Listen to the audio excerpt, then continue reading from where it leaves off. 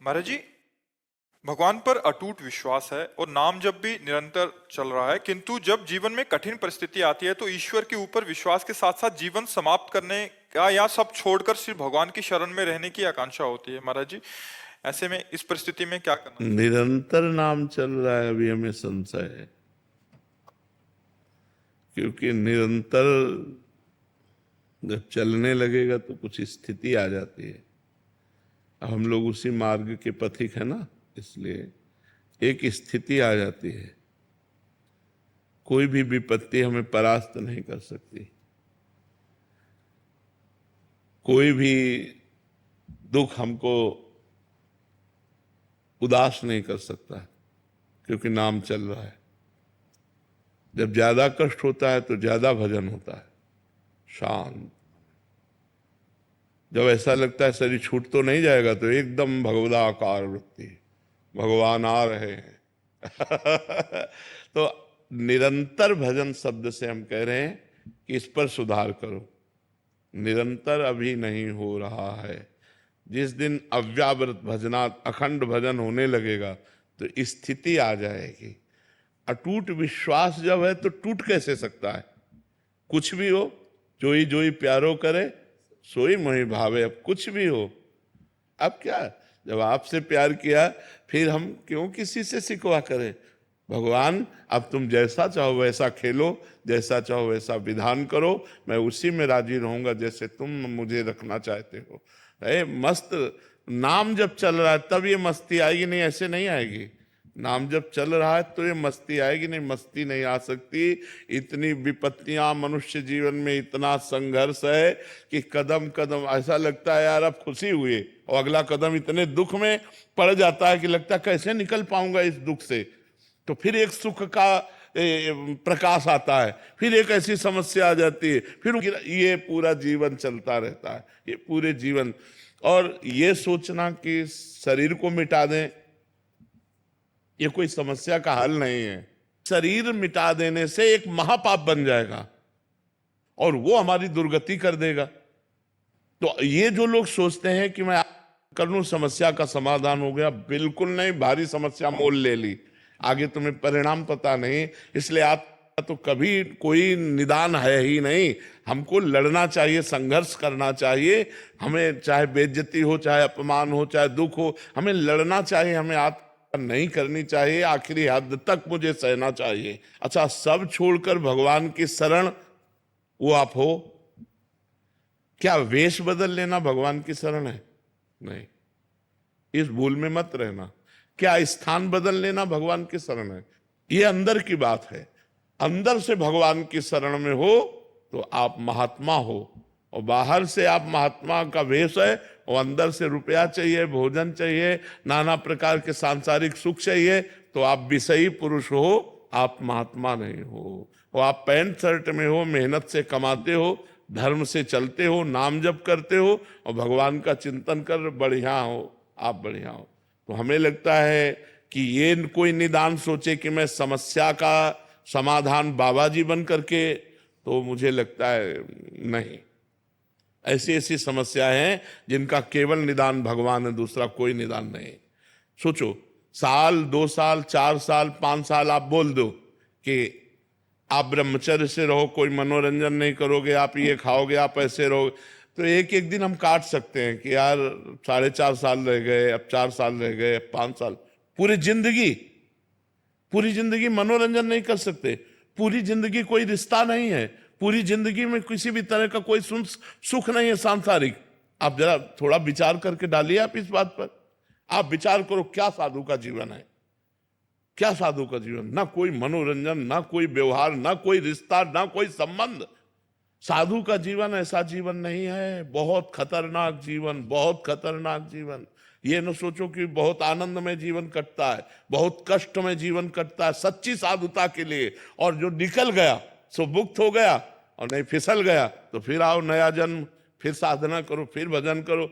इसलिए कोई समस्या से भागे कि मैं समस्या का निदान साधु बन के पालूंगा, तो भूल मत करना, बड़ी समस्या है। मतलब ये कोई ना सोचे कि संत बनना सहज है, बिल्कुल नहीं, बिल्कुल नहीं। बाबा जी बनने का मतलब मर गए, अब मर के हम चल रहे हैं। जीवित मर जाए उलट आप में समाए यह दिलगिरी है। मरा हुआ पुरुष महात्मा होता है, जिसका मन मरा, जिसकी इंद्रियां मरी, जिसकी वो कुछ नहीं चाहिए, जा ही न चाहिए कबहू कछु तुम सन सहज सने। तो ये दोनों बातें आप कर लेना या समस्या में फंसकर बाबा जी बन जाना, ये दोनों बातें समाधान नहीं है। समस्या से लड़ना समाधान है, और वो आप तभी लड़ सकते हैं जब आपका भगवान का भरोसा दृढ़ होगा और नाम जप करोगे तो कोई न कोई रास्ता भगवान ऐसा निकाल देंगे जिससे आप समस्या से बच जाएंगे। नहीं तो समस्याएं पीस डालती है, अंदर ही अंदर खोखला कर देती है, आदमी चिंतन से परेशान हो जाता है, और जब परेशान हो जाता है तो उसे एक ही रास्ता नजर आता है, और वो रास्ता है नहीं, वो और परेशानी पैदा कर देगा अगले जन्म में जा करके। तो इसलिए नाम जप करो और सहन करो और लड़ना सीखो। हमको विपत्ति दुख संघर्ष करना पड़ेगा, हमको लड़ना पड़ेगा, इनसे विजय प्राप्त करना पड़ेगा। हार जाऊं तो भी लड़ना पड़ेगा, हमारे पास कोई रास्ता नहीं है, हमको इन दुख और विपत्तियों से लड़कर पार होना ही है।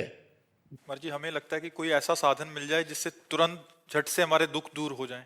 अवश्य में भोक्तव्यम कृतम कर्म शुभाशुभम, अपने कर्म को जीव को भोगना होगा। ये जब भगवान कह रहे हैं तो और की हम बात कैसे माने। भगवान कह रहे हैं ना, अवश्य में भोक्तव्यम कृतम कर्म शुभाशुभम, भोग भोगना होगा। ये सब इधर से जंतुर बनाने से और राख लेने से और कलावा बनाने से तुम्हारे प्रारब्ध नहीं नष्ट हो जाएंगे। हाँ, पवित्र कार्य है, करना चाहिए गृहस्थी में, देव मंगल के लिए, जगत मंगल के लिए यज्ञ करना चाहिए, हवन करना चाहिए, ब्राह्मणों के द्वारा अनुष्ठान कराना चाहिए, लेकिन प्रारब्ध भोग नहीं कटता, खुली बात है। हाँ, हम ऐसी एक कला जानते हैं जो ऐसे दुखों में भी आप सह सकते हो, वो कला है भगवान का नाम, वो खुली बात कहते हैं।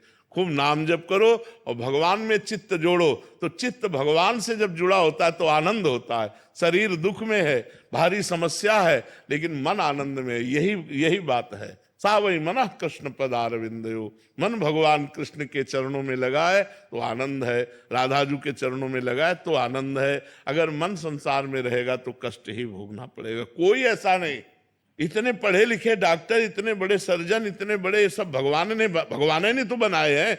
अगर छू से होता तो बढ़िया काम बन जाता। डॉक्टरों की जरूरत क्या है। बिल्कुल इधर उधर मत भटको, किसी को कोई परेशानी है सीधे अस्पताल जाओ। जैसे हम दवा करवा रहे हैं, टेबलेट खाते हैं, डायलिसिस करवाते हैं और भगवान की शरण में पड़े और नाम जप करते हैं, बिल्कुल सीधा रास्ता है। हाँ, कुछ ऐसे मंत्र हैं, यदि सकामता पूर्वक उनका अनुष्ठान किया जाए तो कुछ दर्द को कम कर सकते हैं, समस्या को कम कर सकते हैं, मिटा नहीं सकते, मिटाने की सामर्थ्य नहीं। प्रारब्ध भोग भोगना पड़ता है। नहीं, रामकृष्ण परमहंस जी इतने सिद्ध महापुरुष, उनके गले में कैंसर था। बड़े बड़े महापुरुषों के जीवन में कष्ट पाया गया। भाई जी हनुमान प्रसाद पोद्दार जी के हाथों में तो ये बड़े बड़े कष्ट सहने पड़े। ये छूछा से नहीं जाते भैया। खूब राधा राधा नाम जप करो, सह करके निकल जाओ, बस ये बात है। मर्जी ऐसा कहा जाता है, वहां गए लड़का हो गया, यहाँ गए ये ठीक हो गया। तो लड़का होना होगा तो कहीं जाओ चाहे ल जाओ, हो जाएगा। और नहीं होना होगा तो चाहे जहाँ चले जाओ, नहीं होगा। वो संयोग होता है। जैसे देखो, आपका कोई काम नहीं बन रहा था, आप हमारे पास आए, अब वो संयोग बन गया आपके कर्म का और काम हो गया। बोले जय बाबा की। वो प्रेमानंद से नहीं बना, वो तुम्हारे कर्म का संयोग था, वो तुम्हारे कर्म का संयोग था। बिल्कुल समझिएगा, ये आज नौटंकी नाटक नहीं, खुली बात है। आपका कर्म आपको सहयोग दिया तो आपका काम बन गया, आपका कर्म आपको सहयोग नहीं देगा तो काम नहीं बनेगा। एक हमारे जीवन की धारा है, उसमें दुख सुख दोनों किनारे हैं। हमारा जीवन इसमें होता हुआ जाएगा, कभी सुख कभी दुख, कभी सुख कभी दुख, ऐसा चलता रहेगा। कोई मिटा नहीं सकता यार, हमारी समझ में नहीं आता। तो महात्माओं के पास क्यों जाना चाहिए महाराज जी? सुकृत बढ़ते हैं, बुद्धि शुद्ध होती है, प्रारब्ध को सहने की सामर्थ्य आती है, आगामी हमारे जो कर्म हैं वो सुधर जाते हैं, पीछे के जो कर्म हैं वो भस्म हो जाते हैं, प्रारब्ध भोगने की सामर्थ्य आती है। हमें तो लगता है हमारी मनोकामना पूरी हो जाएगी, चलो चलते हैं एक बार तो। क्योंकि हर कोई प्रार्थना तो करता ही है महाराज जी, 100 में से 50 तो करते होंगे, हाँ मैं पास हो जाऊं। तो ये कर्म है कि नहीं है? ये भी तो एक कर्म है। उनका सत्कर्म बना, वो नंगे पैर चल करके आ रहे हैं या जूता पहन करके आ रहे हैं या किस भावना से आ रहे हैं, और भावना से आए और संत दर्शन की कामना की, तो ये कर्म भी तो बना उनका। इस कर्म से उनको लाभ नहीं मिलेगा। मान लो संत दरस को चालिए तज माया अभिमान, जीव जीव पग आगे बढ़े कोटिन यज्ञ समान। तो कोई आ रहा है 1000 कोस से, कोई 500 कोस से सवारी में धक्का खाते हुए ऐसे, और रोड में किनारे खड़ा है रात्रि भर, तो ये उसका तपस्या नहीं बनी, ये उसका परम पवित्र कर्म नहीं बना। अब ये कर्म कामना पूर्ण कर दे तो प्रेमानंद उसमें कहाँ है? ये उसका कर्म है, ये उसकी मेहनत है, ये उसकी भावना है, ये उसकी श्रद्धा है, ना कि हम है। अब उसको लगेगा कि हम प्रेमानंद के दर्शन के हमारा काम बन गया। नहीं, तुम्हारी मेहनत, तुम जो सैकड़ों किलोमीटर चल करके आए और खड़े रहे घंटों, और फिर इसके बाद दर्शन हुआ, तुम्हें आनंद लगा, ये तुम्हारा कर्म तुमको सुख दे रहा है। नहीं तो देखो, अगर हमारा कर्म बिगड़ जाए तो हम कह रहे हैं फिर हमको कोई सुख नहीं दे सकता। हमारा कर्म, संतों के पास जाना, संतों की दंडवत करना, उससे पाप नष्ट होते हैं, पुण्य बढ़ते। संत दरस जिमि पातक